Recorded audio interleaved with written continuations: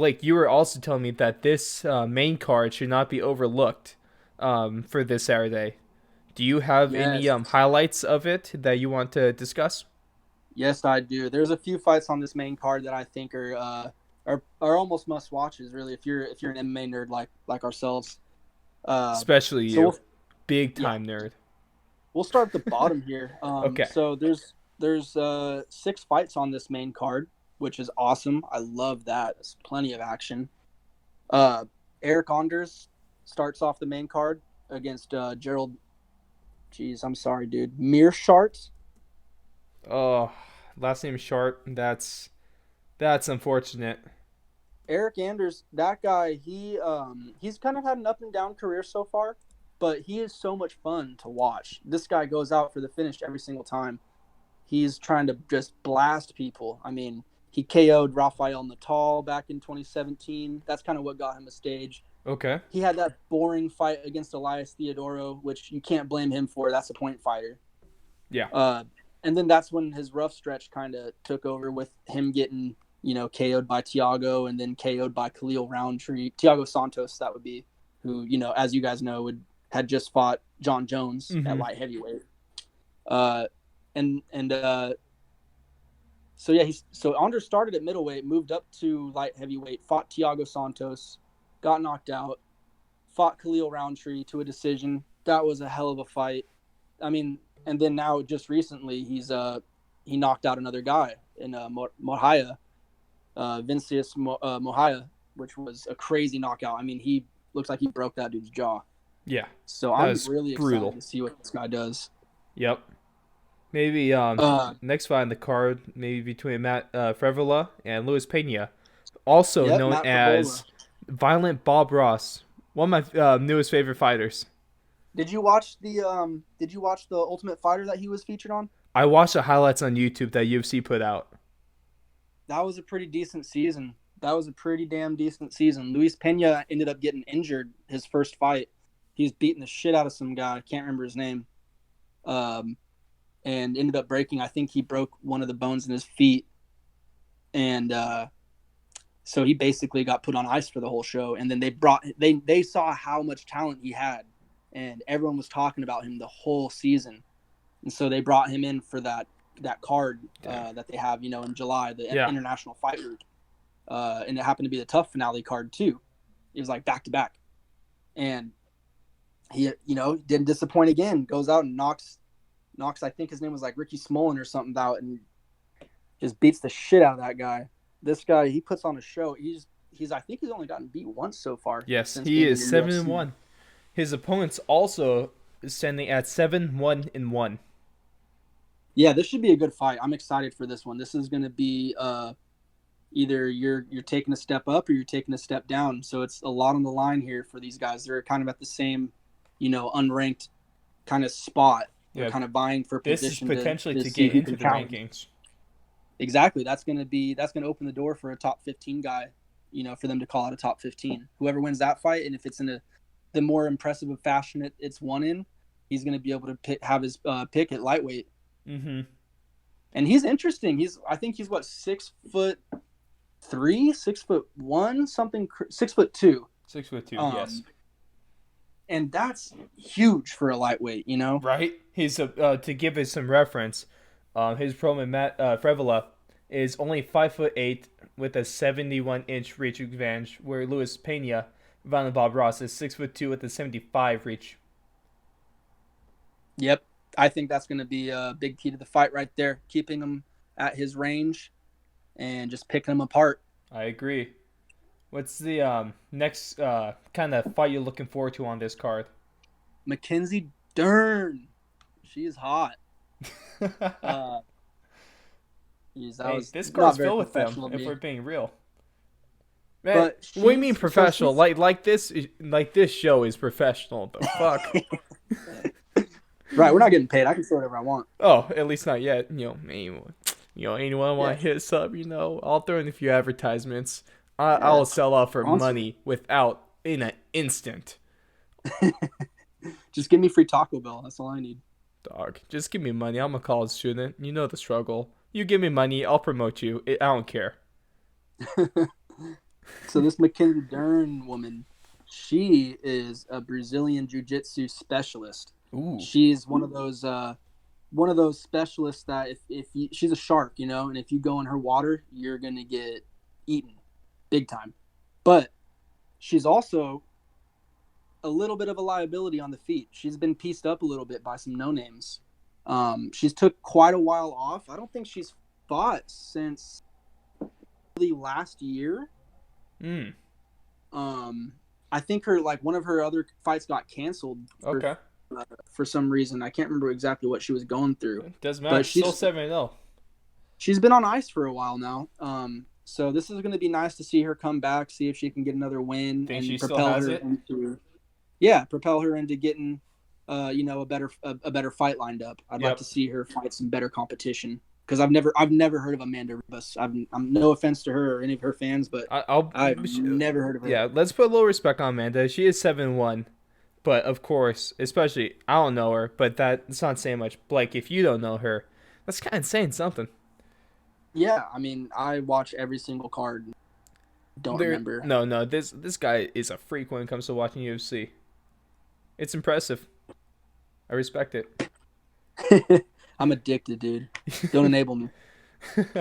Moving on to the next fight. It's a welterweight matchup between 13-3 Nico Price and 13-4 James Vick. Oh, I'm excited for this fight. James Vick moves up a weight class. He used to be lightweight. He's a big guy. Putting on some more weight now. He's a 6'2" guy as well, but he's a little huskier than Luis Pena for reference. And I'm excited to see if that weight cut was holding James Vick back a little bit because if you remember, he's gotten knocked out in his last two outings against Dan Hooker and also Justin Gaethje. So he needs two very high level opponents, though. Right. But I mean, he was pushing himself as if he was the top 5 fighter, so there's no excuse, And now he's going in and fighting Nico Price, who's no slouch. No, that's gonna be a tough test to come in right away, and it's a good fight for him. It's gonna be a fun fight to watch. There's a lot on the line for these two. A lot to prove for James Vick. These guys are gonna be beating each other up for sure. Yeah. I don't think they're gonna be wrestling too much. Hey, sometimes it's cool to see a wrestling performance, but also it's never a bad thing just to see two guys slug it out and try to knock the hell out of each other. Right, the casuals will always appreciate the slugfest, but it is nice to see someone that is, excellent at their craft. Like when we watched Spivak against Tuivasa last weekend. Oh, that was a judo performance, dude. That was a judo performance that anyone could just really respect. I think even the casual fans could really recognize how good that was. I mean, he just dominated him. He shut him out. That was like if you're playing in football and you win 14-0 or 21-0. Of course, you can catch our thoughts and more on the UFC 243 card on the UFC 243 recap show that we put up a few days ago on the YouTube page. Go check it out if you haven't already. Oh yeah, it's good stuff. It's good stuff. So that takes us to our co-main, which is a featherweight bout between 25-11 Cub Swanson and 5-0, one of the legendary families, maybe arguably the most legendary family in MMA, Kron Gracie. This fight, I don't know what to expect. I mean, we know it's your typical matchup. It's grappler versus striker. Cub Swanson is known for his striking. Him and TJ Dillashaw trained together. I don't know if they still do since Dillashaw's on his suspension and whatnot, but they were in the same camp for quite a long time. They have similar striking styles. They love to pressure. They love to throw combinations.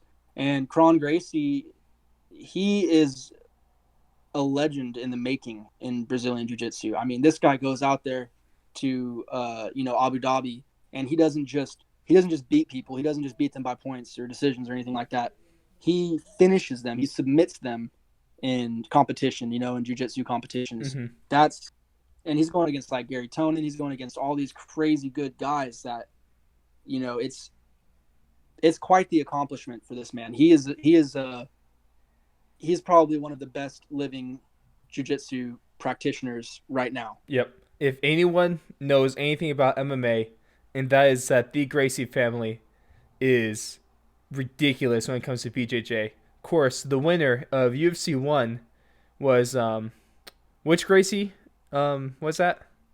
Hoist. Hoist Gracie. Thank you very yes. So the very first UFC tournament, the very first Ultimate Fighting Championship, was won by Hoist Gracie, who is probably the greatest BJJ practitioner of all time. Yep. And Kron's father is pronounced Hickson Gracie, but it's Yes. spelled as Rickson. Yep. That Uh, Gracie, everyone that Gracie family is black belts on black belts on black belts in BJJ. They are and insane. that's Hoist's half brother, so they're directly related. Um, no slouch in that family, that's for sure. No. They're all killers. So I'm really interested to see it, because apparently, I was doing a little digging in Twitter. Yep. Apparently, Kron, the reason he had such a long layoff in between his fight against Alex Caceres, and now his most recent fight, Cub Swanson, is he's just been asking for the toughest opponents. He's just been trying. He would just decline if he didn't think that they were. I don't want to say worthy, but like what he thought would be a challenge for I him. like that. Let's see if it could come out on Saturday and prove it, you know?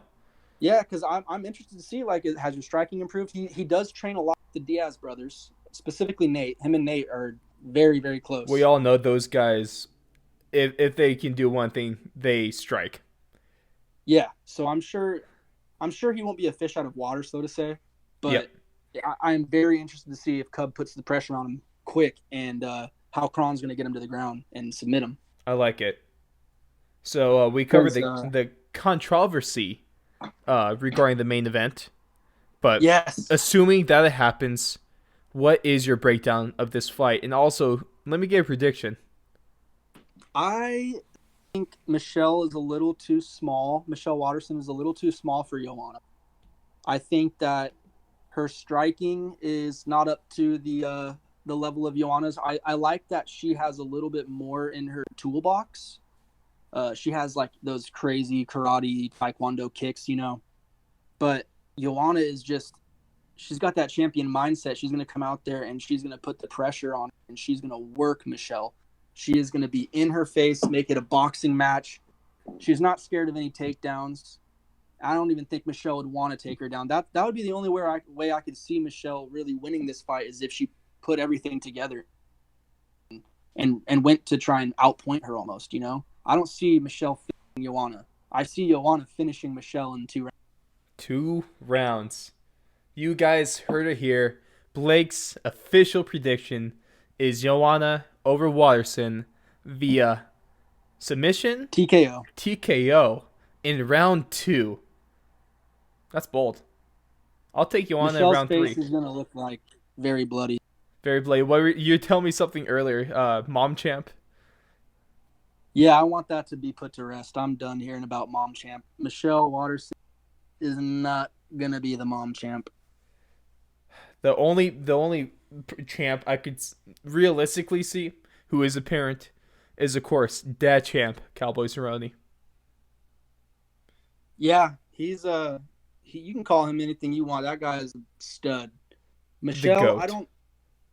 I think Michelle's trying to push herself way too much. And I mean, and all credit, go ahead and do your thing, girl. Yeah. Get that money.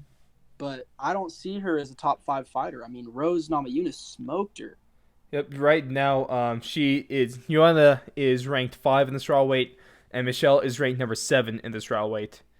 Joanna, Yeah. she's saying that she's going to demand a title fight when she said when she wins this weekend, she's going to demand a title Mhm. fight. I think she has to wait in line. Who do you think gets the first shot? I think Rose gets the first shot, obviously, if she's healthy and if she's willing. But I don't think Rose wants to right now for whatever reason. I don't know what she's even up to right now. That's fair. So if we look at the top 5, like, go ahead and list off the top 5. It's going to be Zhang Wei Li, Yep. Jessica Andrade, Rose Namajunas, Anna Young Jacek, and who's the 5th? That's Tatiana Suarez. Suarez. Okay. That's right. So yeah, maybe they match up Tatiana and Joanna if Joanna beats Make that for a number one Michelle. contendership. Yeah, let it have a little build up and push push Zhang Wei Li some more.